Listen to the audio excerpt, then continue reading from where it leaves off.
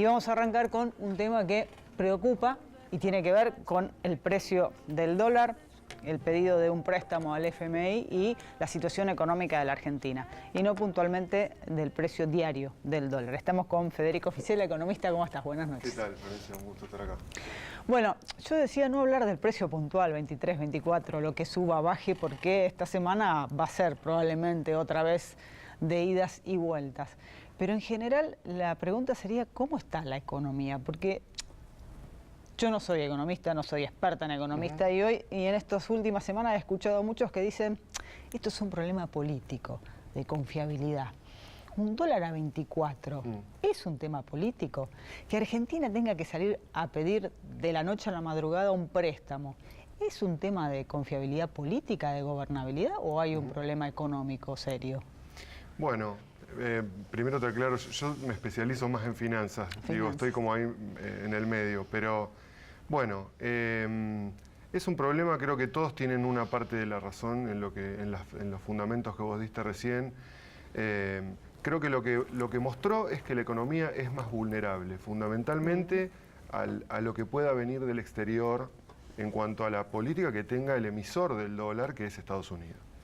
Y el comercio internacional y la cuestión internacional es muy vulnerable la economía en la parte del dibujo del esquema de política económica. Eso es lo que demostró lo rápido que se fue propagando esta corrida y los efectos que está generando en las expectativas de la gente, el nerviosismo que se vio, digamos, básicamente. Pero también tiene un componente político y tiene un componente hasta emocional. El componente político sí es una cosa está unida de la otra. Hay como cierta pérdida de credibilidad de los 4 funcionarios que son los que comandan el gabinete económico de alguna manera, que fueron quienes dieron esa famosa conferencia de prensa que hoy es tan criticada, el Día de los Inocentes, el 28 de diciembre, donde plantearon un esquema de política para el tránsito del verano que no se concretó y estuvo bastante lejos de concretarse. Entonces, en definitiva, hoy creo que se está pagando un poco el precio de esa falta de resultados, de esa política que se planteó en aquel momento. Que, explicado sencillo, era, digamos, bajar la tasa de interés del 26 al 20 para que la economía vaya un poco más rápido, pero a la vez sincerar las tarifas y que a la vez todo eso no se trasladara a inflación. Ese esquema fue el que falló. Quizá podía haberse previsto, digamos, que bajar la tasa de interés y propiciar un tarifazo iba a trasladarse a precios y nos iba a encontrar en marzo, abril, en estos meses que empezó la corrida un poco sobre el dólar, con el dólar atrasado y la gente diciendo, bueno, me parece que el dólar está muy barato. Y creo que empezó a pasar eso, se sumó el contexto internacional, se sumaron cuestiones de política, el cobro de algún impuesto, esa clase de cuestiones, y se juntó todo. Creo que es multifactorial, no se le puede adjudicar. ¿Cuánto pesan los capitales golondrina en lo que son las corridas? ¿Y cuánto ha generado de condiciones propicias para la llegada de capitales golondrina a la Argentina este gobierno? Digo, porque el amperímetro del dólar o los vaivenes de la economía no lo mueve el ciudadano común que puede ir al banco a comprar 100, 200 mil, 10 mil dólares, no sé. Sí. No lo mueve el ciudadano común, el asalariado. Es mucho el monto que hay. Sin embargo, te aclaro que solamente ese tipo de inversión especulativa no está hecha solo por no residentes, digamos. Está hecho por residentes, por bancos nuestros, por organismos públicos. Pero la porción de no residentes era muy alta, es la que primero se retiró. Es exactamente igual la cantidad de dinero que había en total entre todos esos actores, bancos, entidades públicas y inversores del exterior, que lo que hay de cantidad de dinero en manos del público. O sea, la base monetaria, la cantidad de dinero es exactamente la misma que había en LEVAC. Había una base monetaria en LEVAC y una en circulación, digamos. Es un dinero que realmente, de ponerse a operar de una manera direccionada, la direccionada que tuvo ahora es salirse de ese lugar en pesos y ir derecho al dólar, te puede generar un problema, digamos, financiero primero y obviamente trasladable después a la economía real. ¿Estamos en una situación similar a la de 2011? 2011, me decís, digamos, la crisis esa, la corrida que tuvo Axel Kicillof, de alguna manera, si no recuerdo mal. es parecida, muy parecida. ¿Y qué de diferente hay? Digo, ¿está más sólida la ¿Qué economía, diferente? menos sólida? Es buena tu pregunta porque digamos, lo normal es que te hagan la comparación con el 2001. Claro. Con el 2001 me parece que estamos bastante lejos. Respecto de la del 2011, sí, es bastante similar. Fíjate que en ese momento el segundo gobierno de Cristina empezó a perder como mucha credibilidad muy rápidamente, de venir de una elección con un resultado muy bueno.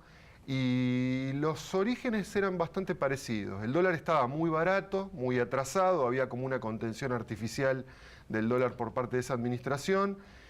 Y de golpe se sinceró todo porque hubo una cantidad de números que no daban. Fundamentalmente el de la inflación, ese esquema era menos afectado por lo que viniera del exterior, porque al haber cepo estaba todo medianamente acotado, pero no lo que pasara internamente.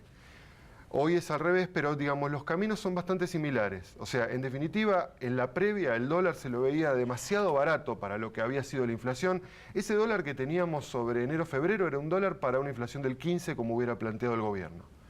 Al invalidarse esa meta inflacionaria y digamos, quienes reportan estaban dando 10 puntos por arriba de lo que era esa meta, en determinado momento empezaron a ver, che, está muy barato esto, y siempre que algo está muy barato en el mundo financiero, sobre todo especulativo, como es el que vos mencionabas, justamente eso tiene de extraño.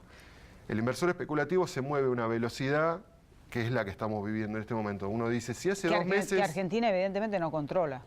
Bueno, ahí hay una cuestión de política también, entonces. Vos me podrías decir, yo podría armar un dibujo como teniendo en cuenta que eso sucede.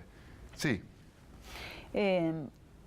Más allá de cómo salga o no, o se termine sellando este acuerdo por un préstamo preventivo, como dicen desde el Gobierno Nacional con el FMI, Sí.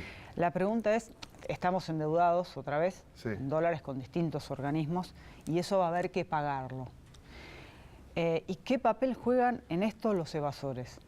Y desde la llegada de la democracia hasta acá, ¿si hubo algún gobierno que hiciera foco en eso? ¿En quiénes evaden en este país y cómo evitar que se evada? Sí.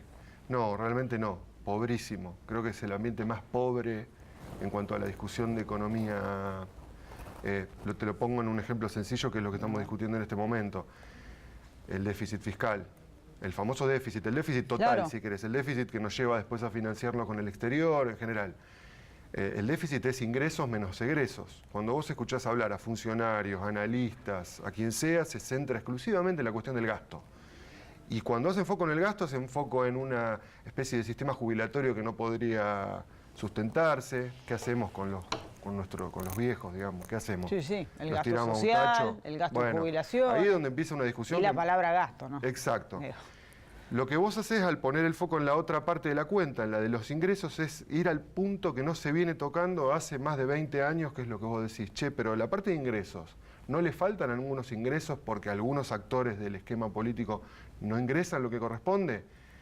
Según Naciones Unidas, Argentina, sin ser la quinta economía del mundo, aparece entre la quinta, sexta, séptima. Esos rankings a veces son medios antipáticos. Y uno De evasores. De evasores en términos de cantidad de dólares, no en términos en relación a su economía. Es decir, Estados Unidos es la primera, es la economía más grande, es lógico que tenga un volumen de evasión proporcional a su economía. Luego China, India, Japón están y aparece Argentina. Claro, estamos hablando de quinto, economías sexto. que son muchísimo más grandes Nosotros que la andaremos por el número 30, 30 y pico de número de economía y digamos, somos la quinta en cuanto a evasión. ¿Y quiénes evaden acá?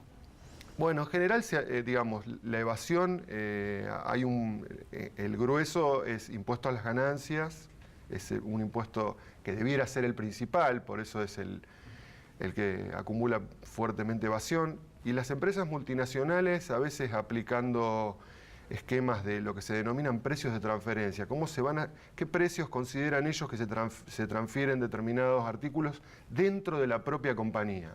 Se manipulan esos precios porque están operando dentro de un mismo esquema. Se declara un precio menor. Exactamente, y sobre eso hay una contabilidad creativa que hace que los impuestos sean extremadamente menores. Pero eso es un error del país que los está recibiendo, que tiene una cantidad innumerable de grises en lo fiscal y una cantidad innumerable de grises en lo financiero, porque está atado una cosa a la otra. Uno, los instrumentos desde el lado más financiero por el cual se pueden utilizar paraísos fiscales y esa clase de instrumentos, y el otro, la falta de control que tiene el Estado. El Estado, claro, que delega en el contribuyente declarar lo que él considera que son sus ganancias anuales y luego no hace un...